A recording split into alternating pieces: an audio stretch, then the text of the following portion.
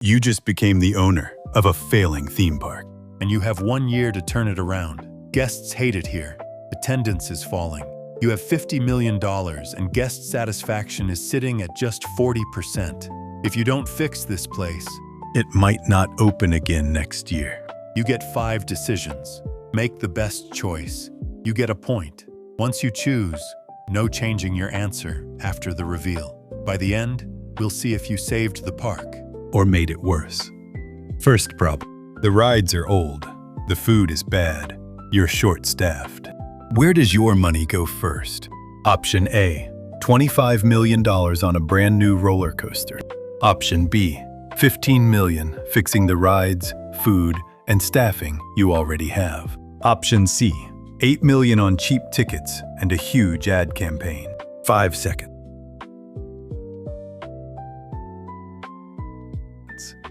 C gets people through the gates. But the people who stopped coming already know the park exists. They just don't like it. You're paying millions to bring customers back to the same experience that drove them away. And that's actually worse than doing nothing, because now thousands of people could come back, hate it again, and leave you another round of terrible reviews. A gives you something exciting to advertise. And to be fair, one huge coaster can absolutely change how people see a park. But you'd be spending half your money on one ride while the rest of the experience stays broken. A great coaster doesn't fix terrible food, closed attractions, dirty areas, and awful service. So the best move is B. Fix the park first. Cash drops from $50 million to $35 million. Guest satisfaction jumps from 40% to 58%. If you picked B, 1 point. And it works. People start coming back. A lot of them. 3 months later, attendance is up almost 30%. Now rides are hitting 90-minute waits. Food lines are packed. Parking is overflowing. And satisfaction is starting to fall again. You already have 2 closed attractions that could be repaired and reopened. What do you do? Option A. Spend $10 million reopening them, expanding food capacity, and hiring more staff. Option B. Sell a $60 skip-the-line pass and keep selling as many tickets as possible. Option C. Cap attendance on your busiest days and raise prices. 5 seconds.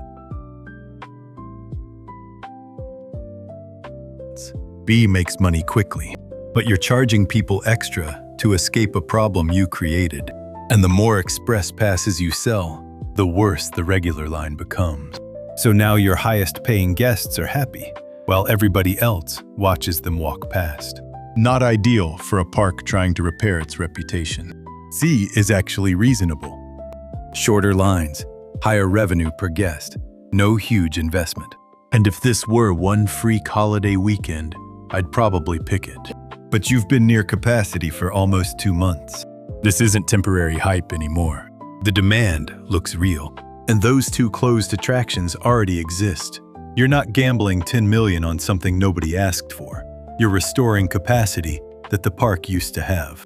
So fix the bottleneck. A. Cash drops to $25 million.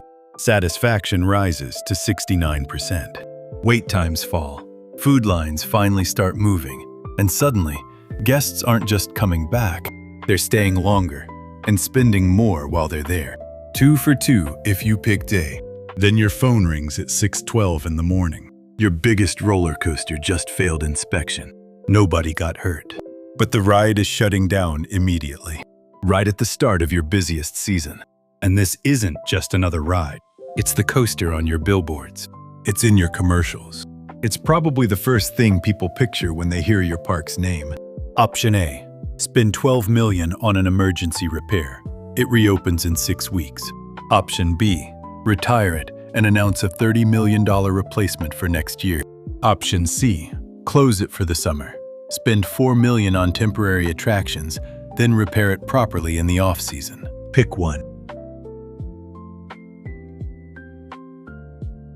B sounds exciting. The coaster is old anyway. Replace it with something bigger and turn the disaster into an announcement. But you only have $25 million. You'd be borrowing money to bet on a coaster that doesn't even exist yet. And even if the announcement gets attention, It does absolutely nothing for the guests standing inside your park this summer. A sounds safer. Fix your biggest ride and get it back open. Except 6 weeks still wipes out most of your peak season, while you're paying emergency prices because everyone wants the ride back immediately. And rushing doesn't guarantee the problem is simple. Once you start opening up an old coaster, there could be even more work waiting. So don't panic. Take the loss. C.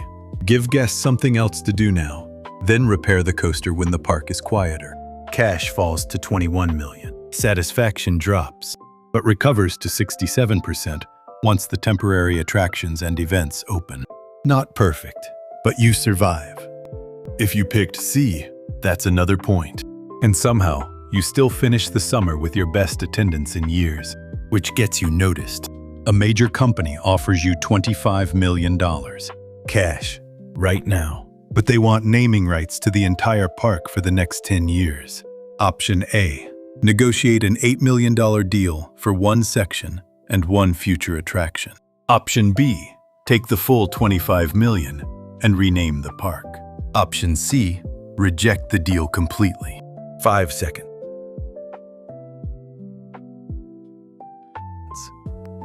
C protects the identity. And after everything you just did to rebuild this place, I understand why you'd want to protect it. But turning down millions just because sponsorship feels ugly isn't automatically smart. You still have rides to repair. You still need future attractions. And eventually, another bad season is going to come. B gives you $25 million. That's huge. It's more cash than you currently have. And for a second, this almost feels obvious. Take the money. Except they're paying that much because they don't just want ad space.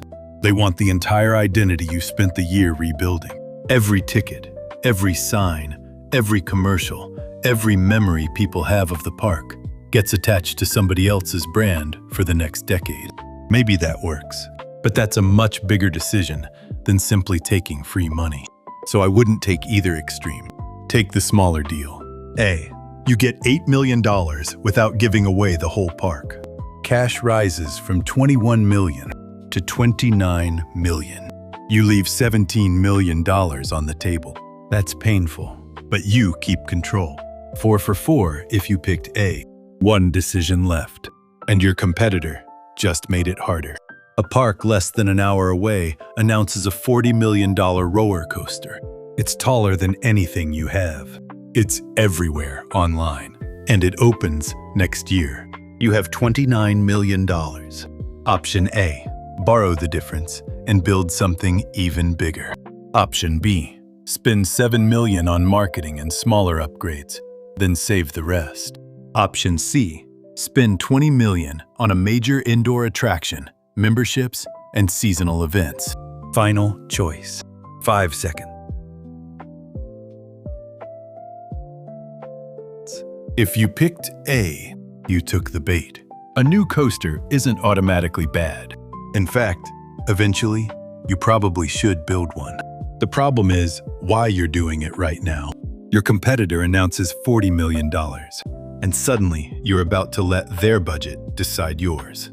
You spent the whole year stabilizing this park, and now you're ready to start a coaster arms race because somebody else got a headline. B protects your money. And after the year you've had, that's really tempting. Keep $22 million in the bank. Make some smaller improvements. Let your competitor take the giant risk. The problem is your competitor is creating a brand new reason to visit. Advertising the same park harder doesn't create one. People don't drive an hour because your Instagram ad was better. So change the game. C. Build something indoors. Give people a reason to visit when it's raining, freezing, or outside the normal summer season. Then use memberships to turn one visit into several.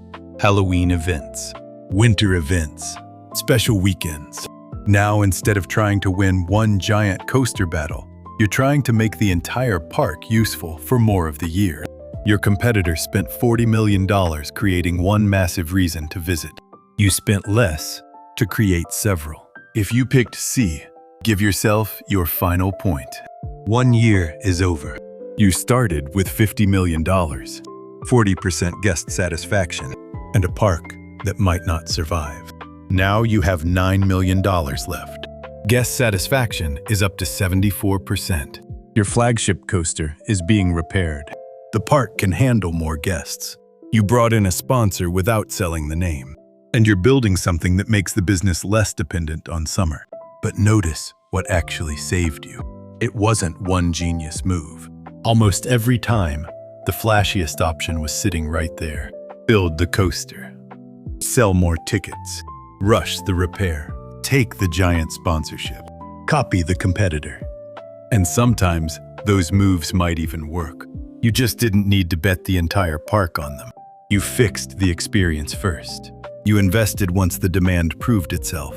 You accepted a short-term loss instead of panicking. And when your competitor made a huge move, you didn't let them decide what your business had to become. Now check your score. 5 out of 5? You're either really good at this, or you're lying. 4 out of 5, you saved the park. 3 out of 5, you survived. There were definitely some uncomfortable board meetings. 2 out of 5, the board has questions. And 0 or 1, you were handed $50 million and somehow made the park worse. Put your score in the comments and tell me which decision got you.